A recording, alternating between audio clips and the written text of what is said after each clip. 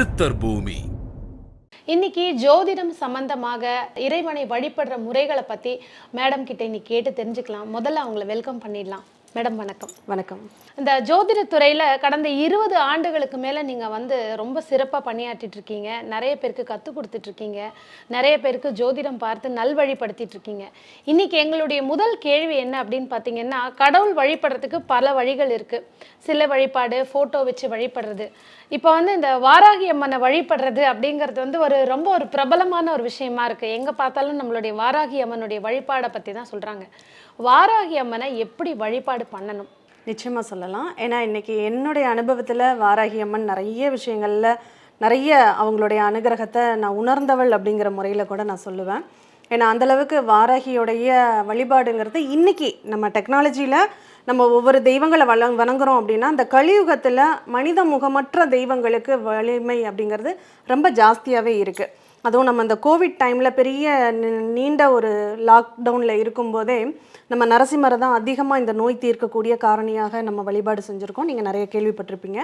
இந்த மாதிரி வாராகி இன்றைக்கி எல்லாருக்குமே நல்லது பண்ண கொடுங்க. பொதுவாக பெண் தேவதைகள் நம்ம தாய்க்கு நிகரானவங்க இல்லையா? நம்ம கூப்பிட்ட உடனே ஓடி நமக்கு நல்லது பண்ணக்கூடியவங்க அவங்க. அப்போ அவங்கள வழிபடுறதுல மற்ற அன்னைகளை வழிபடும் போது உள்ள நிலை வேற, வாராகியை வழிபடும் போது உள்ள நிலை வேற அப்படின்னு சொல்லலாம். ஏன்னா இவங்களுக்கு நல்லவங்க கெட்டவங்க அப்படிங்கிற பாராபட்சமே கிடையாது. என் குழந்தை ஏதாவது கேட்டுருச்சுன்னா அதை உடனே நடத்தி கொடுத்துருவேன். அது நல்லது கேட்குதா கெட்டது கேட்குறா அப்படிங்கிற விஷயம்லாம் எனக்கு தேவையில்லை அப்படிங்கிற மாதிரி ஒரு கான்செப்ட் தான் இது. அவங்கள வழிபடுறது விக்கிரக வடிவில் வச்சு வழிபடுறாங்க. நிறைய சுதை சிற்பங்கள்லையும் வழிபடுறாங்க. இன்னைக்கு நவராத்திரி கொலு பொம்மைகளில் பிரதானமாக வாராகியை வச்சு வழிபடுறாங்க. நம்ம எப்போதுமே வழிபாடு முறைகள் அப்படிங்கிறப்போ அங்கே விக்கிரகமாக பயன்படுத்துகிறோம்னா அதுக்கு ஒரு விதிமுறைகள்லாம் இருக்குது. அவங்களுக்கு நம்ம தினப்படி நித்திய பூஜைகள் அப்படிங்கிறது நடந்துக்கிட்டு தான் இருக்கணும். மற்றபடி ஒரு ஃபோட்டோவை வச்சு வழிபாடு பண்ணுறோம், இல்லை ஒரு சுதை சிற்பமாக வச்சு வழிபாடு பண்ணுறோன்னா அதுக்கு நித்திய பூஜைகள் எதுவும் தேவையில்லை. நம்ம வீட்டில் ஒருத்தங்க எப்படி இருப்பாங்க, நம்ம எந்த ஒரு தேவதைகளை வழிபட்டாலும் நம்ம குடும்பத்தில் உள்ளவங்களை நம்ம எப்படி கவனிச்சுக்குவோமோ அந்த மாதிரி கவனிச்சாதான் அவங்க எப்போதுமே நம்ம மேல அன்பா இருப்பாங்க. அவங்கள பட்டினி போட்டுட்டு நம்ம நினைச்சப்பெல்லாம் கும்பிடுறது அப்படிங்கிறது உதவாது அப்படின்னு சொல்லலாம். அதுல இந்த வாராகி தேவதையை கும்பிடுறவங்க எல்லாருக்குமே நான் சொல்லக்கூடிய ஒரு விஷயம் என்ன, நீங்க குடும்பத்தோட இருக்கீங்களா, அம்மா என்னைய நல்லா வச்சுக்கோங்கிறத மட்டும் பிரார்த்தனை பண்ணிக்கோங்க. இன்னைக்கு நிறைய பேர் ஒரு ட்ரெண்டிங்கா நான் வாராகி உபாசகர் அப்படிங்கிற அளவுக்கு போறாங்க. யார் வாராகி உபாசனை பண்ணலாம்னா, குடும்பம் இல்லாமல் இருக்கக்கூடியவங்க, பிரம்மச்சாரியமா இருக்கக்கூடியவங்க, அல்லது ஆன்மீகத்துல எனக்கு குடும்பத்தின் மேல பற்றுதல் இருந்தாலும் அவங்க தனியா இருக்காங்க, நான் தனியா இருக்கேன், எனக்கும் அவங்களுக்கு தொடர்பே இல்லை அப்படின்னு இருக்கிறவங்க வாராகிய கும்பிடலாம், உபாசனையாக பண்ணலாம். ஏன்னா குடும்பத்தோட இருக்கிறவங்க வாராகிய உபாசனை பண்ணாதீங்க. வழிபாடுங்கிறது வேற, உபாசனைங்கிறது வேற. இப்போ உபாசனைங்கிறது அந்த தேவதையை நம்ம கூடவே வச்சுக்கிறதுக்கு சமம். அப்ப அப்படி வச்சுக்கும் போது அவங்க என்ன பண்ணுவாங்க, அதுவும் இந்த வாராகிக்கு உள்ள குணம், நான் என்ன கேட்டாலும் அதை நடத்தி கொடுப்பாங்கன்னு வச்சுக்கோங்களேன். நம்ம ஒரு குழந்தை தப்பு பண்ணிருச்சுன்னு வச்சுக்கோங்க, நீ எல்லாம் மனுஷனா இப்படி பண்ணிட்டியா, நீ எல்லாம் எங்க உருப்பட போறன்னு ஒரு வாய் வார்த்தையை விட்டுடுவோம். கோபத்துல நம்ம விட்டுருவோம். அந்த வாய் வார்த்தையை நிறைவேற்றி கொடுத்துருவா, அந்த குழந்தை உருப்படாம போயிடும். வாக்குக்கு வன்மைக்கு இந்த ஜோதிடம் தொடர்பான ஒரு விஷயங்களுக்கு வாராகி வாக்கு பலிதத்தை ஏற்படுத்தக்கூடியவள். அதனால இன்னைக்கு நிறைய ஜோதிடர்கள் உபாசன தேவதையாக வாராகியை தான் பிடிக்கிறாங்க. அவங்களுக்கெல்லாம் சொல்லிக்க வேண்டியது ஒரே ஒரு விஷயம்தான், வாராகியை நீங்க கும்பிடுறீங்களா, உங்க வார்த்தைகள்ல கெட்ட வார்த்தைகளே வரக்கூடாது, யாருக்கும் எந்த கெடுபலன்களும் நீங்க சொல்லவே கூடாது. நீங்க ஒரு தீட்சை கொடுக்குற மாதிரி நீ நல்லா இருப்ப அப்படிங்கிற ஒரு வார்த்தையை மட்டும்தான் நீங்க கொடுக்கணும். அப்படி நீங்க கொடுக்க தயார் அப்படின்னா மட்டும் வாராகியை கும்பிடுங்க. மற்றவர்கள் தயவு செஞ்சு வாராகியை வழிபாடு பண்ணுங்க. எல்லா தேவதையும் கும்பிடுற மாதிரி அம்மா என்னை நல்லா வச்சுக்கோ, எனக்கு நல்லது பண்ணு அப்படின்னு கேட்டுக்கோங்க. அதுவே போதுமானது. உபாசனையாக நீங்க உங்க உடம்புக்குள்ள ஏத்திக்கிறீங்க அப்படின்னா அதனுடைய பின் விளைவுகள் பயங்கரமா இருக்கும் அப்படிங்கறத நான் உங்களுக்கு தெரியப்படுத்திக்கிறேன். இன்னொரு முக்கியமான விஷயம் என்னன்னா, இரவு நேரங்கள்ல தான் நிறைய வாராகி அம்மனை வழிபாடு பண்ணணும், பகல் நேரங்கள்ல பண்ணக்கூடாதுங்கிறாங்க. இது உண்மையா? உக்கிர தெய்வங்களுக்கு இரவு வழிபாடுகள் தான் ரொம்ப பிரியமானது. அது வாராகி யாரு அப்படின்னா, பிரத்யங்கராவுடைய படைத்தளபதி அப்படின்னு சொல்லுவோம். பிரத்யங்கரா தேவி எல்லாருக்குமே தெரியும், சிம்ம முகத்தோட இருக்கக்கூடியவங்க.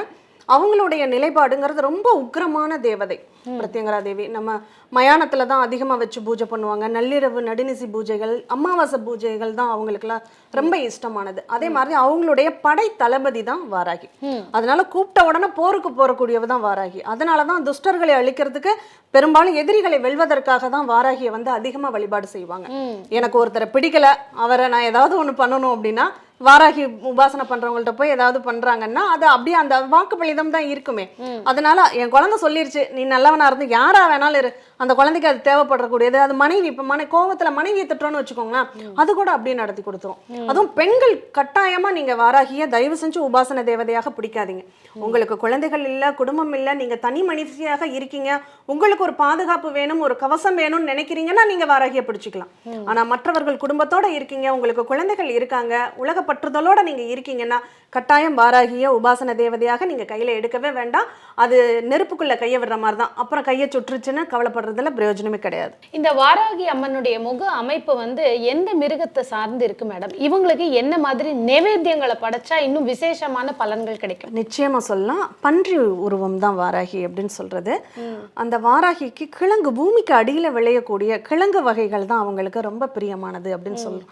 அதனாலதான் மஞ்சள் மாலையை வந்து வாராகிக்கு 27 மாலைகள், 54 மாலைகள், 108 மாலைகள்னு சொல்லி மஞ்சள் கிழங்கு, விரலி மஞ்சள்ல மாலையாக கட்டி போடுற வழிபாடுகள் உண்டு. மஞ்சள் தூள் தான் அபிஷேகத்துக்கு அதிகமா பயன்படுத்துவாங்க. கிழங்கு வகைகள், அதுவும் சக்கரவள்ளி கிழங்கு அப்படிங்கிறது அவங்களுக்கு ரொம்ப இஷ்டமானது அப்படின்னு சொல்லலாம். அதனால முக்கியமா வாராகிக்கு நம்ம நெய்வேத்தியமா படைக்கிறத விட அந்த ஹோம யஜ்யங்கள் அக்னியில போட்டு அவங்கள ஆவாகனம் பண்ணி அதுக்குள்ள அந்த சடாச்சர மந்திரம் சொன்னாவே, அந்த வாராகியுடைய மந்திரமே அந்த டக டக டக்குன்னு வர்றது நம்ம உடம்புகள்லாம் அப்படி ஜிவ்வுன்னு அந்த சக்தியை கொடுக்குற மாதிரி இருக்கும் அந்த மந்திரங்கள்லாம். அதனால அதெல்லாம் ரொம்ப விசேஷமானது. எல்லா தேவதைகள்லையும் இந்த வாராகி உடனே சடுதியில வந்து நமக்கு பலன்களை தரக்கூடியதுல வாராகி முதன்மையான தெய்வம்னு சொல்லலாம். சப்த மாதாக்கள்லையும் வாராகியினுடைய பெருமை வந்து ரொம்ப விசேஷமானது அப்படின்னு சொல்லலாம். மறைமுகமாக இருக்கக்கூடிய விஷயங்களை, பூமிக்கு அடியில புதைந்துள்ள விஷயங்களை, ஒரு மனிதனுடைய ஆழ் மனதுக்குள்ள இருக்கக்கூடிய விஷயங்களை வெளிக்கொண்டு வர்றது வாராகி. ரொம்ப அழகான ஒரு விளக்கம் கொடுத்துருக்கீங்க. இறுதியா ஒரே ஒரு கேள்வி என்னன்னா, இந்த சிலை வழிபாடுன்னு வீட்டில் பண்ணும்பொழுது அந்த சிலையினோட அளவு எவ்வளவு இருக்கணும் மேடம்?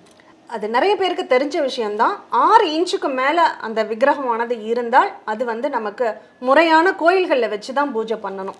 நம்ம வீட்டில் வச்சு பண்ணுறோம் அப்படின்னா, நான் முன்னாடியே சொன்ன மாதிரி தான், அதுக்குன்னு அவங்க அந்த நித்தியப்படி பூஜையோட அந்த நியதிகளை கடைபிடிக்கிறாங்கன்னா கட்டாயம் பண்ணிக்கலாம். மற்றபடி ஆசைக்கு நான் வாங்கிட்டேன், பிரம்மாண்டமாக வச்சிருக்கேன் அப்படிங்கிறதெல்லாம் அது பயன்படுத்தினவங்களுக்கு உள்ளுக்குள்ள ஒரு சில விஷயங்கள் நடந்திருக்கும். அதை வெளிப்படுத்தாம வேணா இருக்கலாமே தவிர அதனுடைய எஃபெக்ட் அப்படிங்கிறது இருந்துகிட்டு தான் இருக்கும். நிச்சயமா இன்னைக்கு வாராகி அம்மனை பத்தி நிறைய தெரியாத விஷயங்கள் சொல்லியிருக்கீங்க. அவங்கள எப்படி நம்ம வந்து பிரயோகப்படுத்தணும், அவங்க வந்து ஒரு அன்புக்கு அடிமையான ஒரு தெய்வம், அவங்கள வந்து சரியான விதத்துல பிரயோகப்படுத்தினா எல்லாருக்குமே வெற்றி கிடைக்கும்னு சொல்லி அழகான ஒரு தகவலை கொடுத்துருக்கீங்க. இன்னொரு பதிவில் இன்னும் நிறைய விளக்கங்களும் சந்தேகங்களோட உங்களை சந்திக்கிறோம் மேடம். அது வரைக்கும் நன்றி. நன்றி. சித்தர் பூமி.